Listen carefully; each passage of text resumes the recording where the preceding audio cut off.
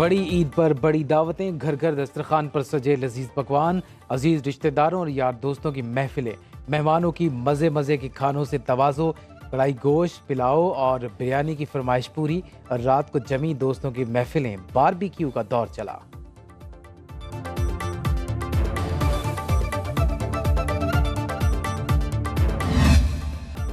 Party अभी खत्म नहीं हुई, ईद के तीसरे दिन भी बनेंगे मजेदार पकवान, दोस्त अहबाब की महफिलें सजेंगी, कोरमा कढ़ाई, बिरयानी, कबाब से होगी मेहमानों की तवाज़ो। जो ईद के 2 दिनों में नहीं मिल सके, आज मिलने का करेंगे पूरे अरमान। बच्चों ने भी बना लिया सैर सपाटों का नया प्लान।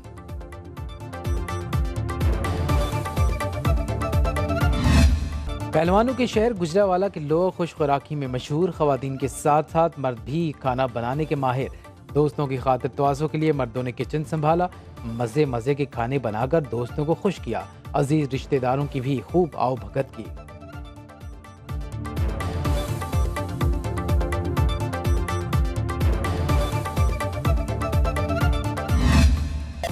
ईद के दूसरे रोज तफरीही मकामात और पार्कों में रश, बच्चों की खूब मौज मस्ती, झूलों और गेम से लुत्फ उठाया। कराची में मंजिलों ने सीवी पर खूब रंग जमाया।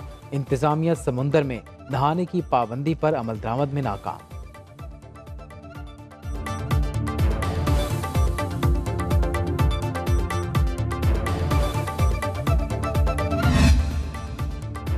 ईद की छुट्टियां, मलिका कोहसार मरी में सयाहों का जम्मे गफीर उमड़ आया। गाड़ियों की लंबी कतारें, पार्किंग न होने से मिनटों का सफर घंटों में तय होने लगा। प्राइवेट पार्किंग वालों की मौजें, 1 घंटा गाड़ी खड़ी करने के 300 से 500 रुपए तक वसूली।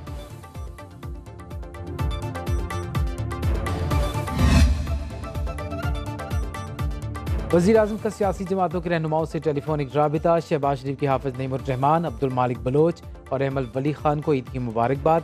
सियासी रहनुमाओं का भी वज़ीर आज़म के लिए नेक तमन्नाओं का इजहार।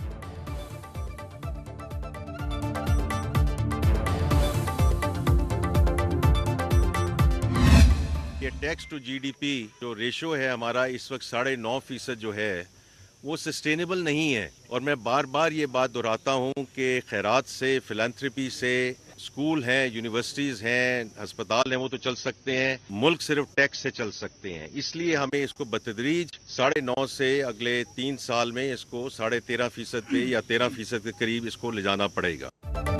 वफाकी वज़ीर ख़जाना का 1 जुलाई से टैक्स छूट खत्म करने का ऐलान। मोहम्मद औरंगजेब ने न्यूज़ कॉन्फ्रेंस में कहा, तरक्की करनी है तो सब कुछ प्राइवेट सेक्टर के हवाले करना होगा।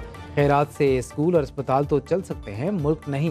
टैक्स टू जीडीपी 13.5% पर ले जाना पड़ेगा। एयरपोर्ट और डिस्कोज प्राइवेट सेक्टर को दे रहे हैं। चीन का दौरा कर्जों के लिए नहीं, टेक्नोलॉजी के मुंतकिली के लिए था।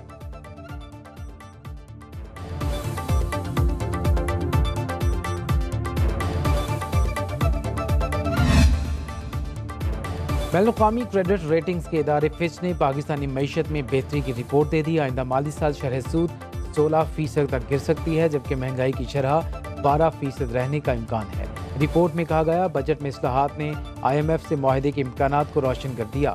पाकिस्तान को आइंदा माली साल $20 अरब के वसाइल चाहिए। मालियाती खसारा कम, तरसीलात ज़र में इजाफा और अहदाफ हासिल हो सकते हैं।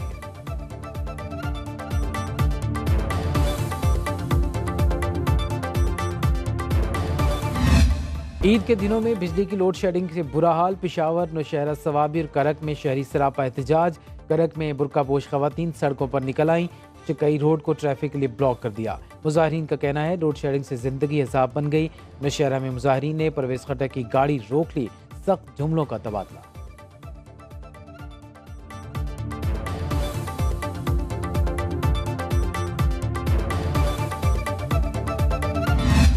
जो भी कमिटमेंट फेडरल गवर्नमेंट की हैं, चूँकि फेडरल इशू है डायरेक्टली और वहाँ से पीछे से बिजली ना आए तो यहाँ पर सिस्टम हमारा लोड उठाता भी नहीं है और उन्होंने पीछे से बिजली बहुत कम की हुई है। तो उसमें वापडा के जो लोकल यहाँ पे एहलकार हैं, लोकल लोग हैं, वो तो कॉपरेट कर रहे हैं, लेकिन पीछे से फेडरल गवर्नमेंट जो कि उन्हीं का ही ये गैस और वापडा दोनों उन्हीं के अंदर आते हैं, तो वो भरपूर तरीके से इंतकाम ले रहे हैं। वफाकी हुकूमत ने बिजली की लोड शेडिंग पर वादा पूरा नहीं किया। फॉर्म 47 की हुकूमत खैबर पख्तूनख्वा के अवाम से इंतकाम ले रही है।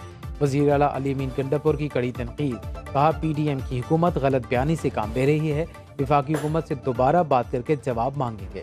हम पूरी तरह ताउन कर रहे हैं, लेकिन वफाकी हुकूमत ताउन नहीं कर रही। अवाम जमहूरी तरीके से एहतजाज के जरिए उनका रवैया दुरुस्त करेंगे।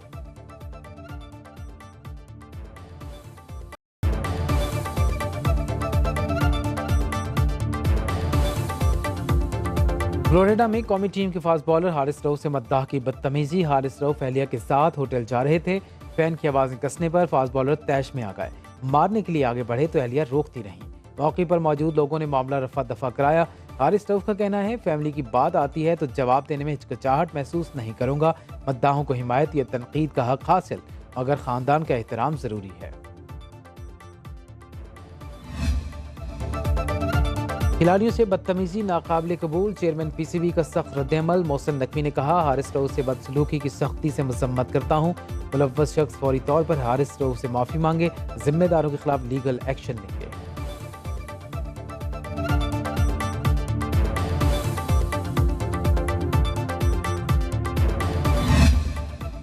कौमी खिलाड़ी हारिस रऊफ के हक में बोल पड़े। मोहम्मद हफीज ने कहा, फैंस को खिलाड़ियों की ज़ाती ज़िंदगी का ख्याल रखना चाहिए। हसन अली ने ट्वीट में लिखा, मद्दाह खिलाड़ियों के खानदानों का एहतराम करें।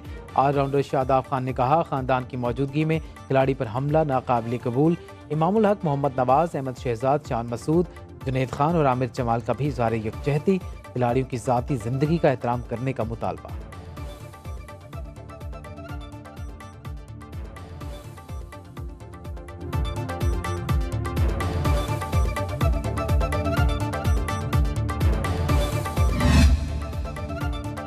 हारिस रऊफ का मद्दाह से उलझने का वाक़या सोशल मीडिया पर टॉप ट्रेंड। शायकीन क्रिकेट ने वाक़या अफसोसनाक करार दे दिया। कहा, फैमिली के सामने खिलाड़ी से बदतमीजी अखलाकी पस्ती है। मुलव्वस शख्स के खिलाफ कार्रवाई का मुतालबा।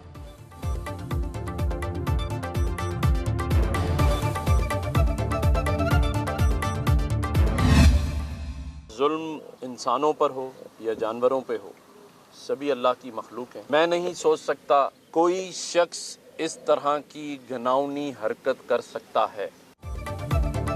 गवर्नर सिंध का सांगड़ की जख्मी ऊँटनी को देखने के लिए एनिमल शेल्टर का दौरा।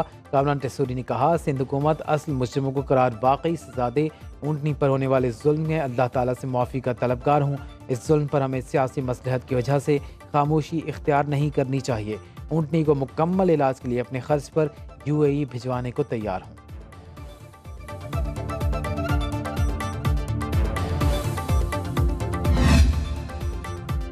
वज़ीर आला बलोचिस्तान सरफराज बुगटी की अवामी वफूद से मुलाकातें। पाकिस्तान हाउस सेक्टर में अवाम के मसाइल सुने। वज़ीर आला का कहना था कि हर शोबे में इस्लाहात ला रहे हैं, सख्त फैसले लेने होंगे। गवर्नेंस की बेहतरी से अवामी मसाइल का हल मुमकिन है। बजट में सेहत और तालीम के लिए गैर मामूली वसाइल मुख्तस किए जाएंगे।